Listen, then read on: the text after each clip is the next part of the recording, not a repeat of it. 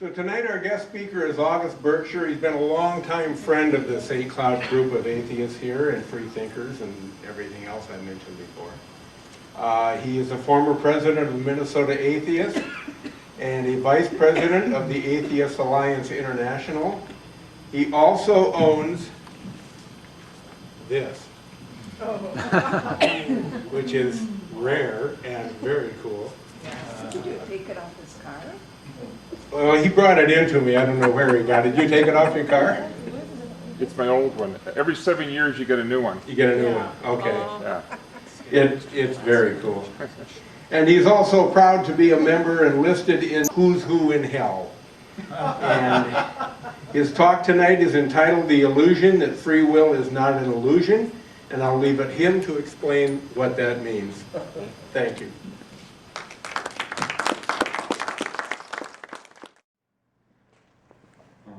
Well, thank you very much for inviting me.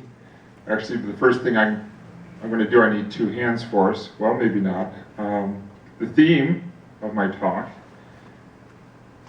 is a barrel full of monkeys, as in the sense of a unbroken chain of events, and also cooperation, working together.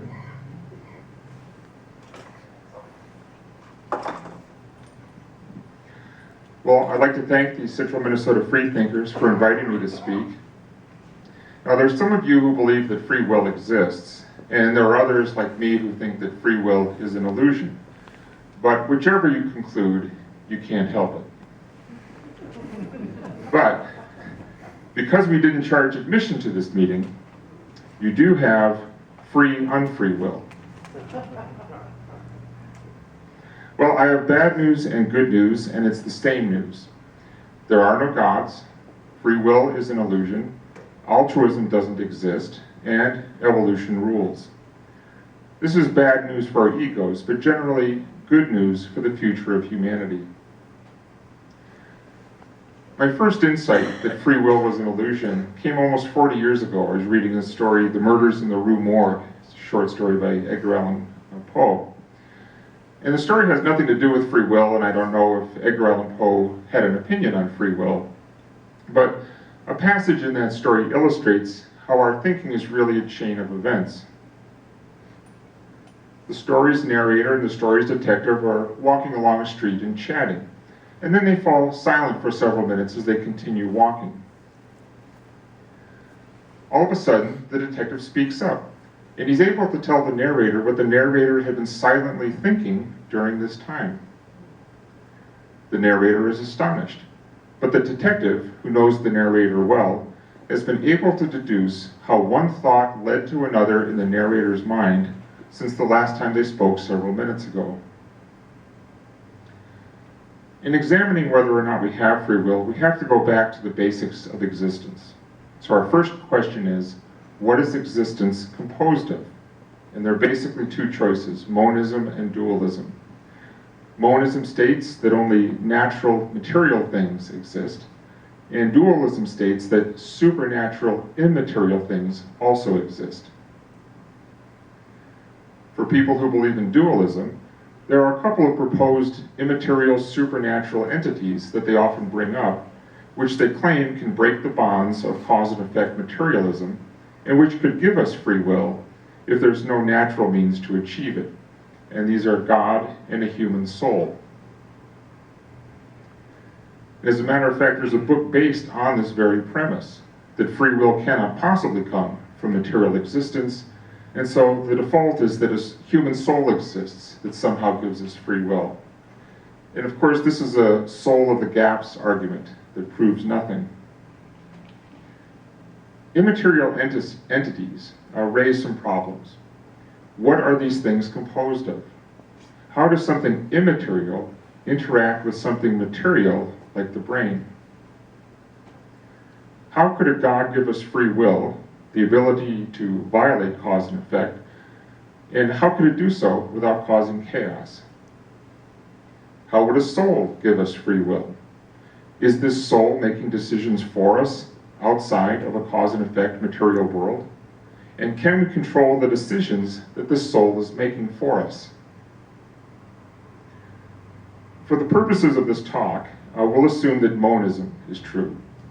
Because in the words of Thomas Jefferson, to talk of immaterial existences is to talk of nothings.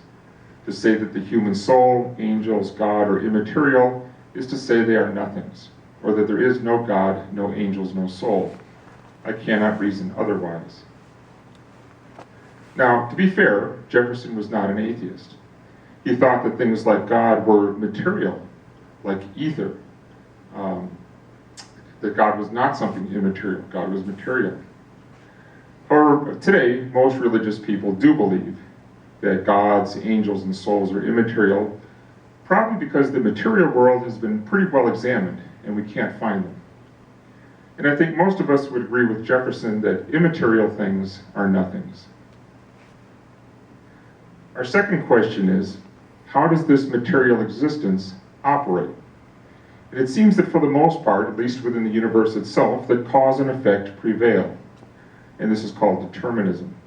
And this brings up an interesting observation regarding free will.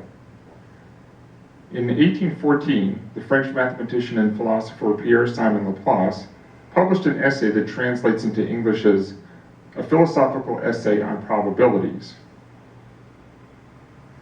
In the introduction to this essay, Laplace talked about an omniscient being, which others later called Laplace's demon. Some of you might have heard of it. Has any of you heard of Laplace's demon? He wrote, "We may regard the present state of the universe as the effect of its past and the cause of its future.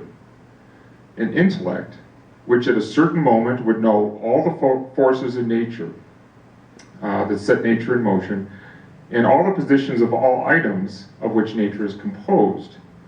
If this intellect were also vast enough to submit these data to analysis, it would embrace in a single formula the movements of the greatest bodies of the universe and those of the tiniest atom. For such an intellect, nothing would be uncertain, and the future, just like the past, would be present before its eyes."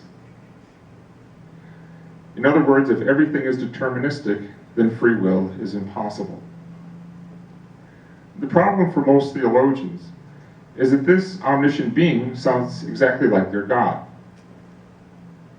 So does an omniscient God preclude human free will? Yes. And this is why some religious faiths believe in predestination, that their God knows at the time we're born whether we're going to go to heaven or hell. But other theologians argue that we must have free will so that we can choose by our faith or by our actions whether we'll end up in heaven or hell. So they invented something called open theology. An all-powerful, all-knowing God voluntarily gives up knowledge of the future for the greater good of allowing humans to have free will. However, this does not overcome the problem of determinism. Opposing determinism is indeterminism. Determinism states that one thing is the direct, predictable cause of the next thing. If you started with the same initial conditions of the universe, you would always get the same result. And indeterminism states that one thing is not always the direct, predictable cause of the next thing. Randomness at the quantum level may intervene, making prediction impossible. If you started with the same initial conditions of the universe, you would almost never get the same result. However, the universe operates mostly by determinism. Otherwise, everything would be chaotic and prediction would be impossible. The same science experiments would almost never produce the same results. You have a question? In your logic here, you're comparing human beings equal to God and the ability to determine free will, and I think you're making a big error. We'll say that thought Yeah. to the end. I guess I'm just saying if God knows the future, then it's like a play. And the ending is no, he knows what's going to happen and we don't have free will, is the point I'm making. So here's another way of looking at our mostly deterministic universe.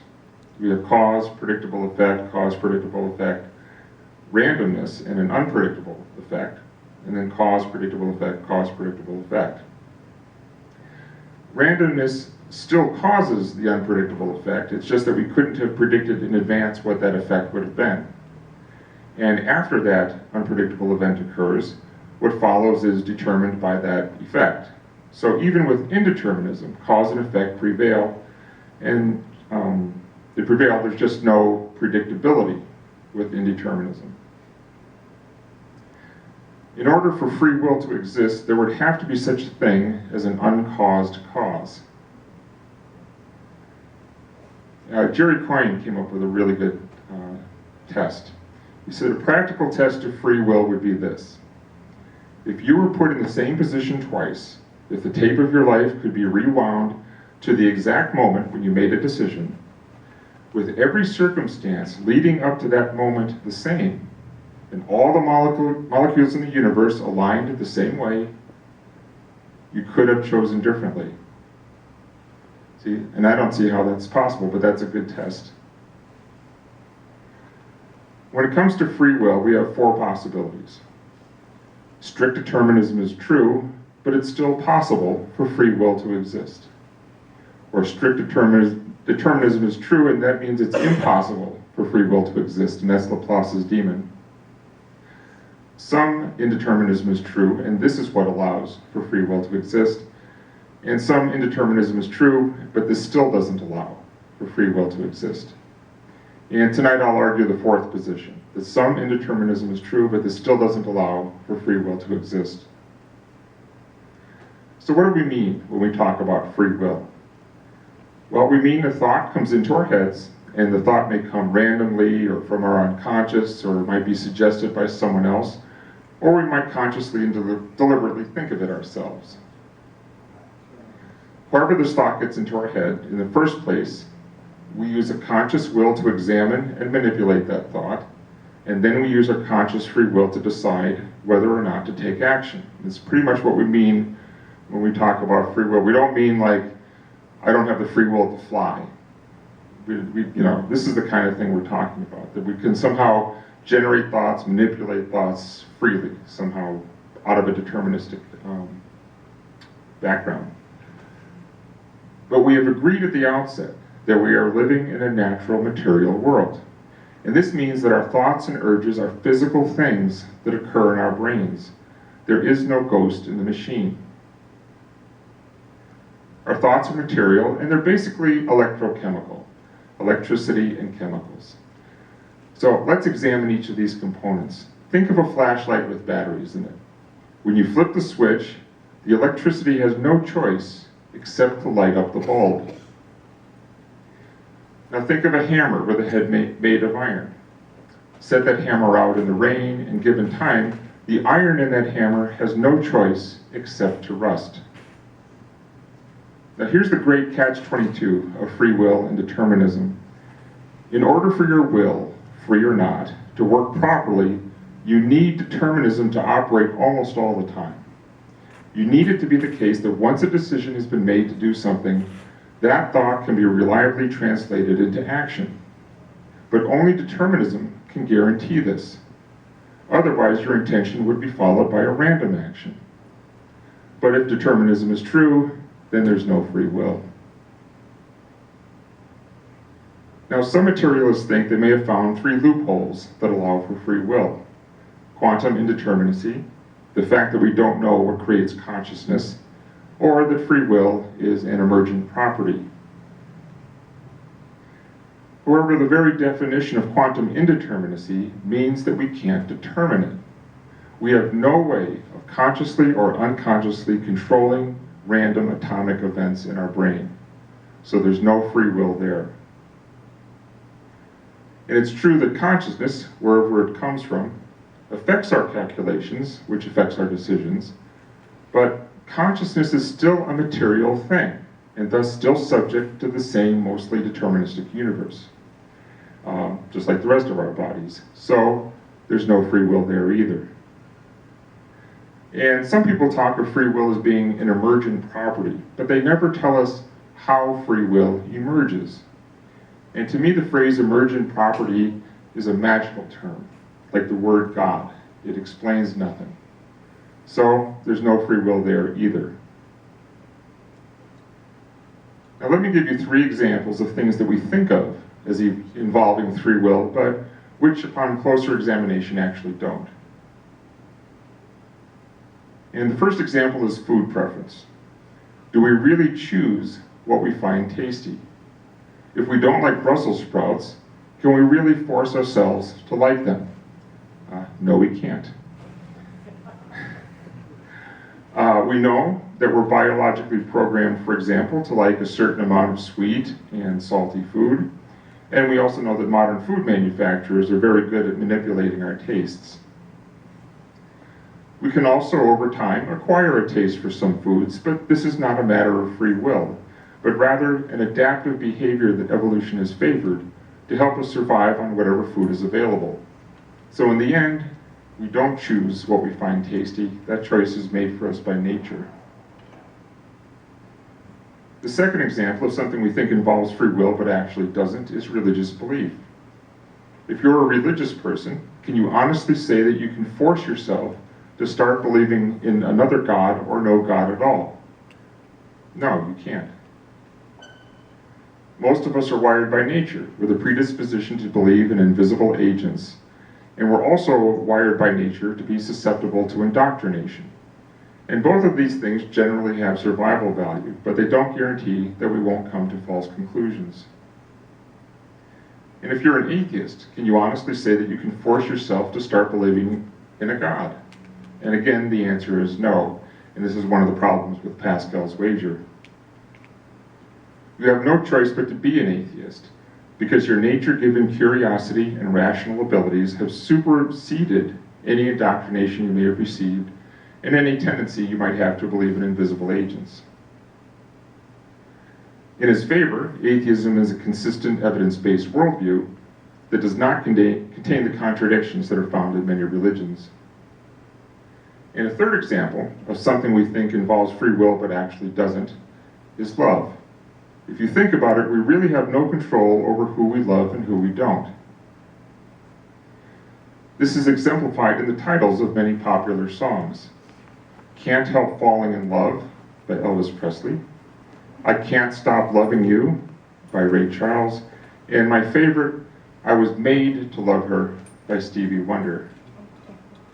Yes, we're made to love the people we love due to our genetics and our previous experiences in life. We usually think of our thought processes this way. From unconscious urge or thought to conscious thought or urge, to decision, and then action or inaction. But guess what? That's not how it works at all. It turns out that our unconscious minds actually make the decision before we have the illusion that we're consciously making the decision. A number of laboratory experiments on human volunteers have demonstrated unconscious brain activity before a conscious choice. And the way they do it is this. They sit a person down in front of a screen, they put electrodes on the person's head, or they put them in an MRI tube, and they have a screen in front of them and a clock starts running. And they ask the person, whenever you want, move your finger and tell us where the hand on the clock is when you first get that urge.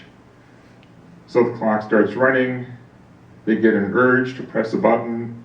There's a little lag between when you get the urge and when you actually press the button. And then the scientist says, well, but tell us where it was when you got the urge. So then they reset, okay.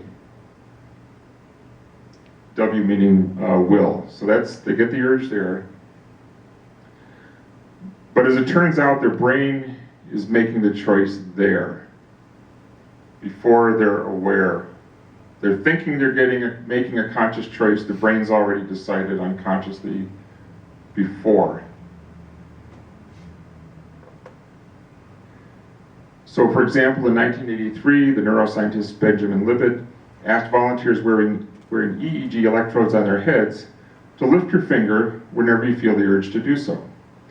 And when they did, their finger movements were preceded by a dip in the signals recorded in the brain's motor cortex, called the readiness potential.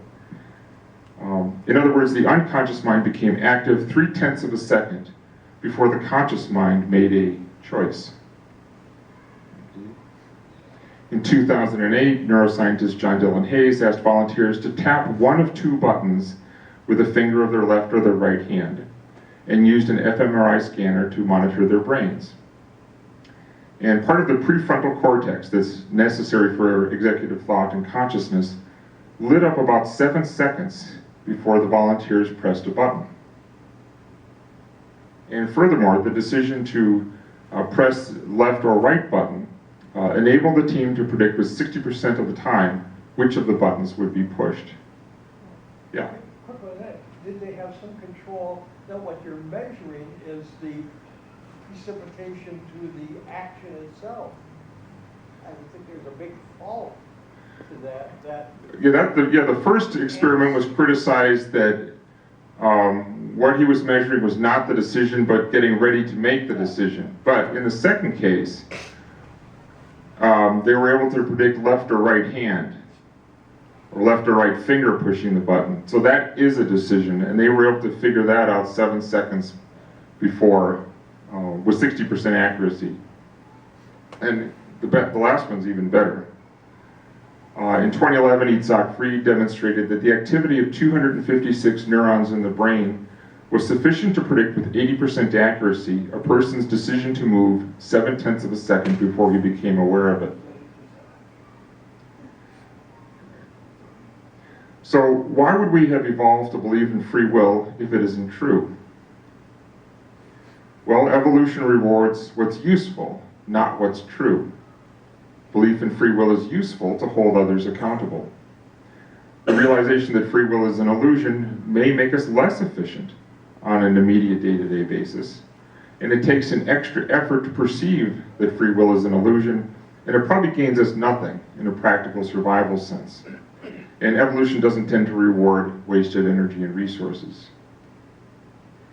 Just as it's easier to see the faults in another person than it is to see the faults in ourselves, so too is it easier to see a lack of free will in other people than it is to see it in ourselves. Now, evolution is blind as to whether or not we have free will. It simply rewards good survival decisions. It doesn't matter if those decisions are the result of free will choices or non-free will programming. Another almost universal belief that may have been useful in the past or was an extension of something useful, but which is not true today, is the belief that gods exist. In this case, though, we're motivated to see the truth that there are no gods because we can spot contradictions in God belief, and the harm that God belief causes now outweighs any benefits. So why do we resist accepting that free will is an illusion? Well, it boils down to ego. Some people don't want to admit that their senses might be fooling them and their perception of free will is wrong. And second, another area where ego intrudes, especially in America, is our desire to be rugged individuals. Because how can you control your destiny if free will is an illusion? But this won't be the first time that we've been forced to accept an ego-shattering idea. We are not the special creation of a God. We are not the center of our solar system. We're not the center of the universe. We're not a special species in nature, and we don't live forever. And each time we got over the disillusionment. But is the realization that free will is an illusion really such a bad conclusion? And the rest of my talk deals with the ramifications of a world in which free will doesn't exist.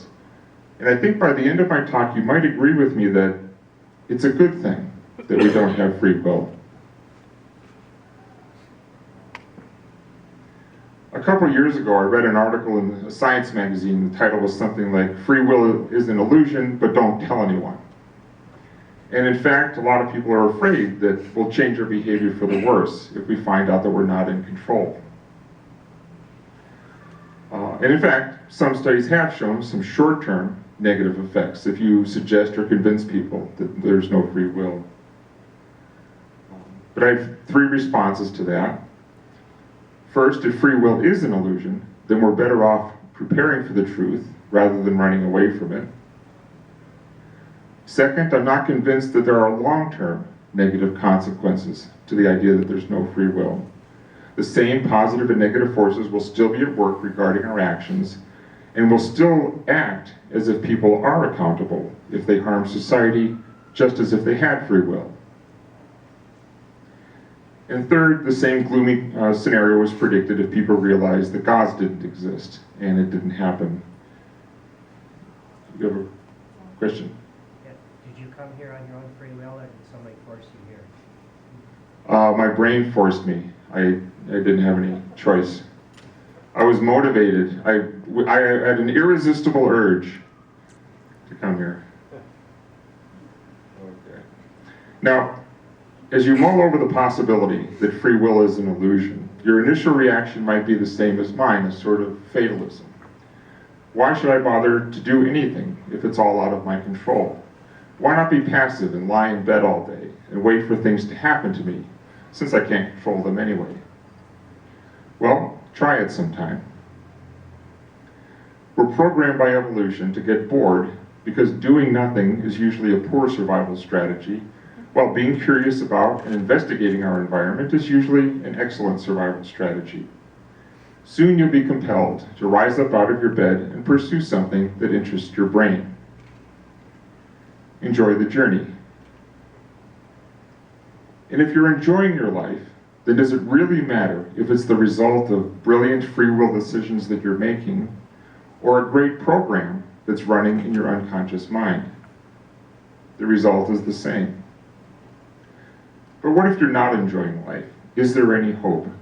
Well, I'll have an answer for that momentarily. So, if we're not in control, then what is?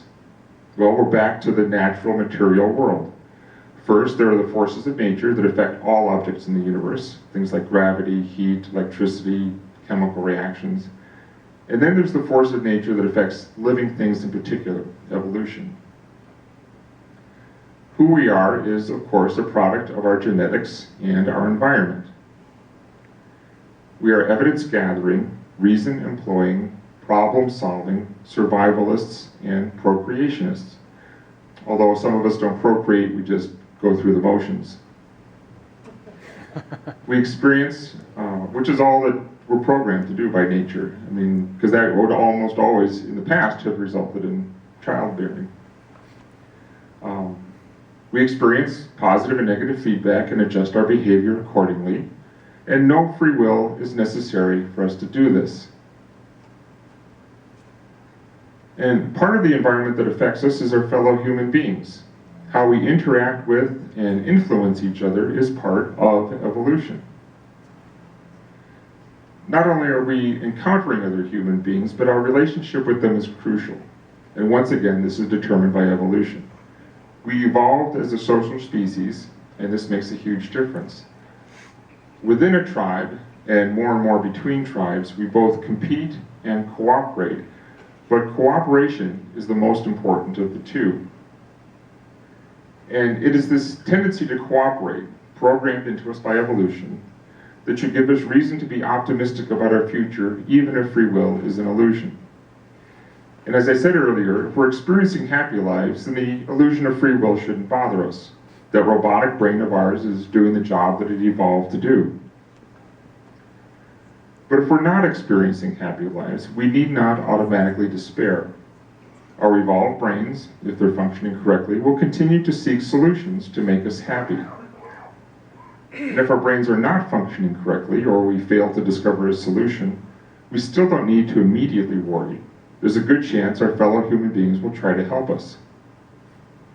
We're motivated by the mirror neurons that evolved in our brain to feel empathy toward each other and to come to each other's aid. And we have a selfish reason for doing this. Providing a social safety net for others means that it's more likely to be there when we need it ourselves. And if you want to read more about the evolution of empathy and morality, and I have a whole reading list over there on the table that has these books. Wild Justice, The Moral Lives of Animals, The Age of Empathy, Nature's Lessons for a Kinder Society.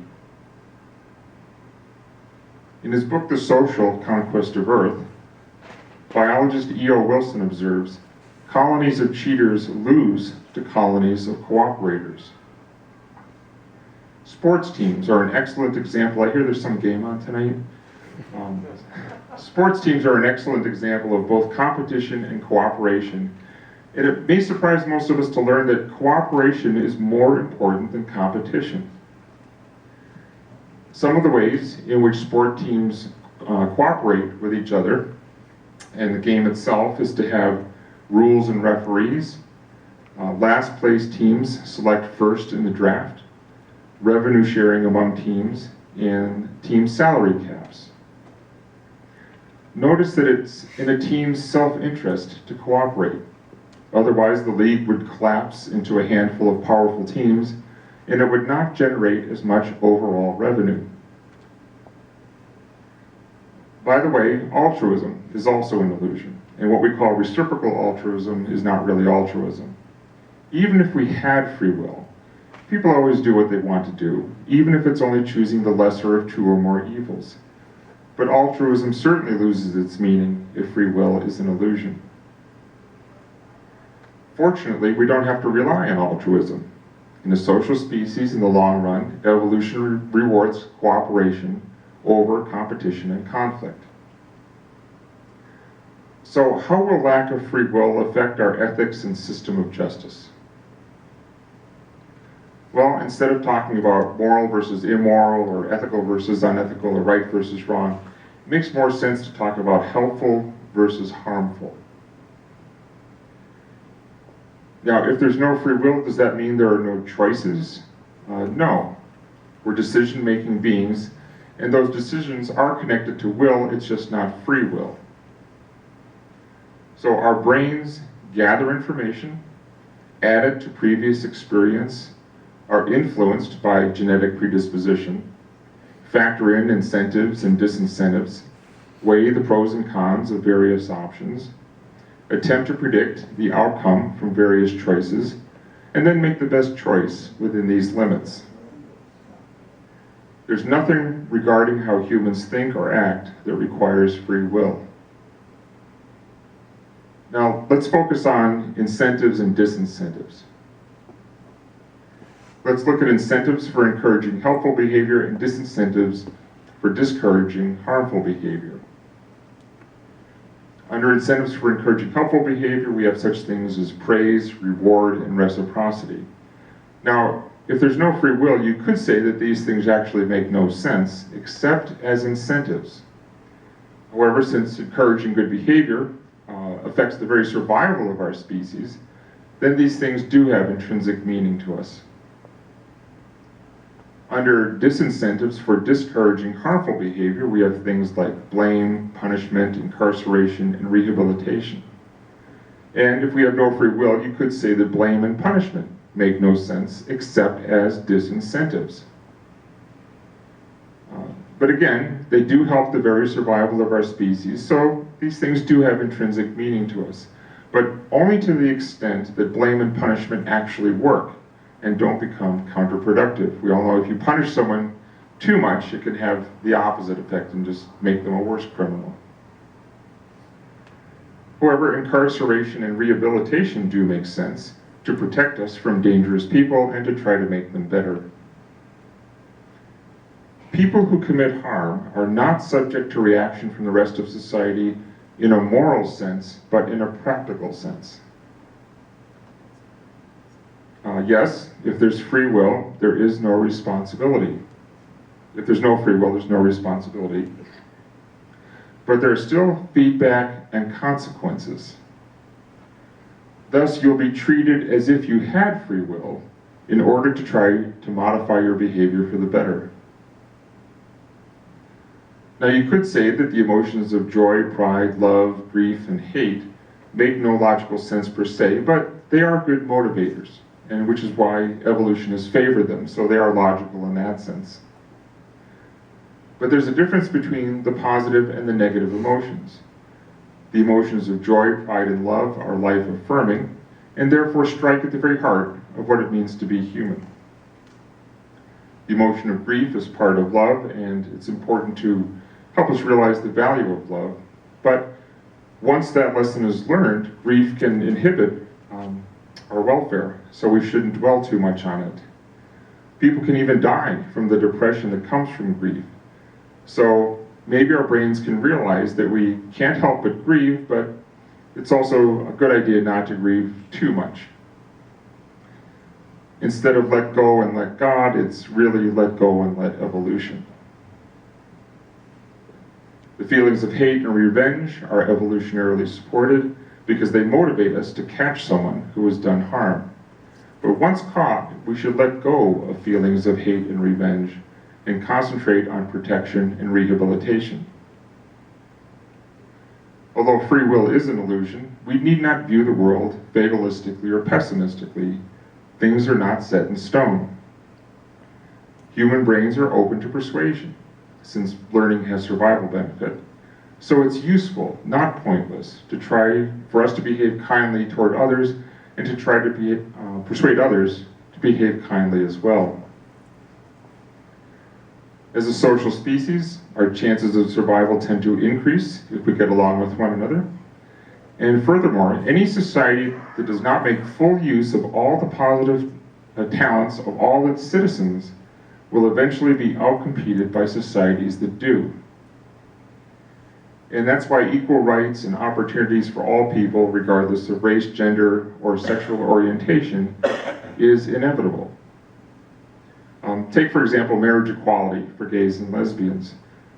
It's inevitable because it causes no harm and it benefits society because long-term stable adult relations, whether they're gay or straight, benefit society. And eventually most people's brains will figure this out and will be compelled to stop wasting valuable resources on homophobia and persecution. So let's summarize the benefits of the fact there's no free will. We still have cooperation, a tendency toward equality, letting go of feelings of hatred, revenge, and retribution, forgiving others, forgiving ourselves, and realizing that compassion and love are still genuine and helpful. So we should do all we can to encourage them. It's lucky we can trust that in a social species like humans, evolution will tend to direct us toward these positive outcomes. We don't have to rely on the unpredictability of free will. And as I said earlier, it's a good thing free will doesn't exist. So do not despair. Evolution is in control. We're a social species, and societies of cooperators outperform societies of cheaters. We have a bright future ahead of us. We can't help it. In 1807, Madame de Staël famously wrote, "To know all is to forgive all."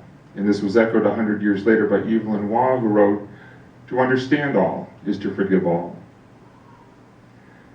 So if you didn't like this talk, I hope you'll forgive me.